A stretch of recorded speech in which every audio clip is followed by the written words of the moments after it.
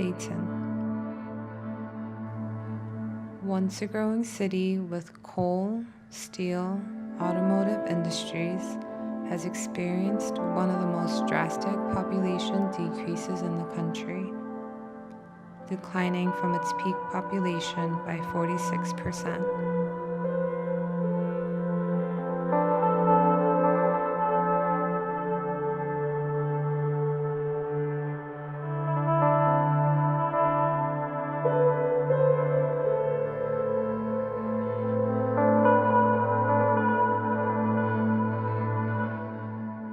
Refugees from war-torn countries come to the U.S. through its resettlement programs.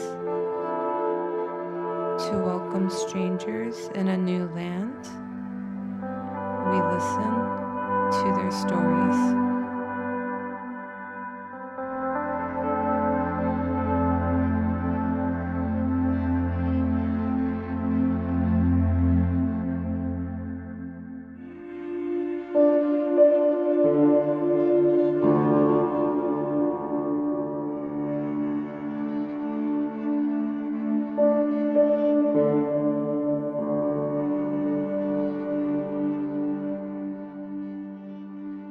Vurugu kilichosababisha niwe mkimbizi ni vita. Kumetokea ghasia, ghasia ya mapinduzi ya serikali ilikuwepo. Sasa na hiyo ghasia, wakati kumetokea ghasia kwenye vita, ilibidi watu watoke kwa sababu mwili mpaka hatukuwa na namna nyingine ya kujikingia tofauti na kukimbia. Particularly to Dayton, was a long process. Originally, they flee their own country because they're forced to because of some kind of war, persecution, violence. They don't have a choice. Something has occurred that's beyond their control and they have to flee, sometimes for their lives.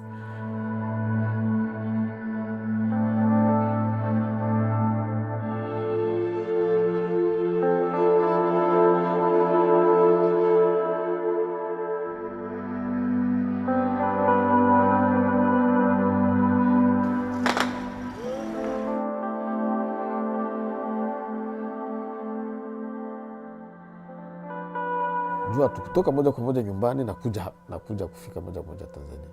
Tulisafiri tukama vituma vijiji kulingana na gisi fujo ilikuwa nakuja nasogelea, ghasia nasogelea, na tuko na sisi tunaendelea. Hadi tulipoona basi hakuna gisi tuende tunasogelea mtu tubaki ndani ya nchi, heri tutoke basi. Na ndo tukachukua sasa boat. Tunafanya boat. Tulikuwa wengi tu, wakimbizi walikuwa, maana yake tulikuwa watu wengi wa kutoka sehemu mbalimbali. Tuko kwenye msafara, tuko tunakimbia, hawa wanajiuliza tuende wapi?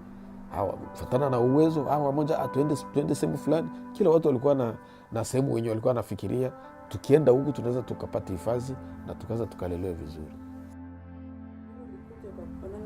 Baada ya muda mrefu hivyo ulijisikiaje? Nilifurahi sana. Ilikuwa furaha kubwa sana sana. Many people who are in refugee camps don't have employment during that time.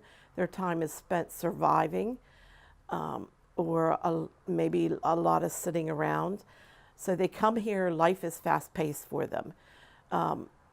Because of their job skills don't always transition well to the United States, they have to take entry-level jobs. Unafanya kazi gani kabla ukuje hii nchi? Kabla nikuje hii, maishani mwangu mote nilikuwa niko maisha ya kielimu. Nimeanza kujifunza hapa ku center ya Wanageri hapa. Ndio nimefanya kama wiki 4 niko najifunza gisi ya kugusa mashine. Kisha ndo nikaenda ajiriwa hapa. Fine. Okay. All right. Show me you can do that. Mimi ningekuwa na urahisi wa lugha, ningekuja jiendelesha na walimu. Kwa sababu ndo maisha niliozoea na ndo kazi niliozoea. Lakini sasa kwa sababu lugha Kiingereza sijui, na ndo shida. Probably the most important thing in settling anywhere, if you choose to relocate to a foreign country, The most important thing is that you know that language and that you're able to use that language effectively. They work 10-hour days. Some people work 6 days a week, some even 7 days a week. So they're going. Each person receives a stipend. I think it's close to $1,000 to providing and supporting them for that first initial 90 days. The department wanting them to be self-sufficient within 90 days, which is a huge accomplishment if they can do that. People have 5 years. In 5 years they can apply for citizenship. If they don't do that and they are still on some kind of government assistance, they often lose that after 7 years. They do not qualify for that. Of course, just the whole new cultural expectations are difficult for some families to adjust to. Their children are resilient, can come in and usually adapt well, do well. They acquire the language. They become the interpreters in the family. So their family is turned upside down because the children are taking on roles that typically the parents would. A lot of the older kids, the teenagers, look after their younger siblings. In a couple of the families, I know there are some middle school kids, middle school girls. I think the girls have it the toughest. If you happen to be an older girl in a family, because they have to give up their childhood in order to look after their kids. These kids just don't get a chance. There's a little girl that lives real close to the church here who wants to become a doctor. She's voiced it. I would love to see her achieve it, but I don't know how. Our public school is kind of does the best they can, but there's a lot of them fall right through the cracks. I'm afraid she's falling through the cracks as far as her education goes. I'd like to see these kids voice a dream and give them an opportunity to be able to achieve that dream, even though it might be way outside of what we would think of reality for them. But that's what America is. It's achieving a dream. Mimi ndoto yangu kabisa ni kama inawezekana, kwa sababu mtoto ni mtoto tena si mimi, lakini naweza penda kwanza watoto wasome sana, kwa sababu mtu akisoma anakuwaka na mtazamo wa mbali, anakuwaka anajipanga gisi ya kuikizi mahitaji yake na kujua gisi ya kujibeba mwenyewe. Hiyo kabisa ndo inaweza ikawa na ni ombi langu kwa Mungu, kama anaweza kawezekana.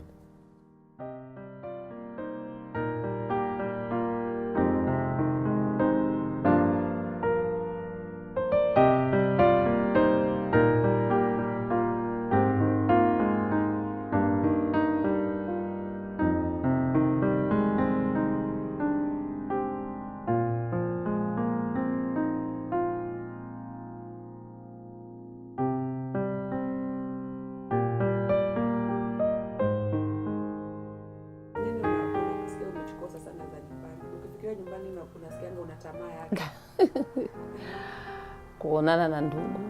Kwanza nimeacha kaka zangu kule. Mama na baba tayari wamefariki, lakini ndugu zangu wako kule. Kuna kaka, kuna wadogo zangu. Hapana, sikupoteza, lakini nina mafikirio tu, kwa sababu ninajisikia nimeacha kitu kimoja, kwa sababu nimeacha watoto wangu wengine huko nyuma.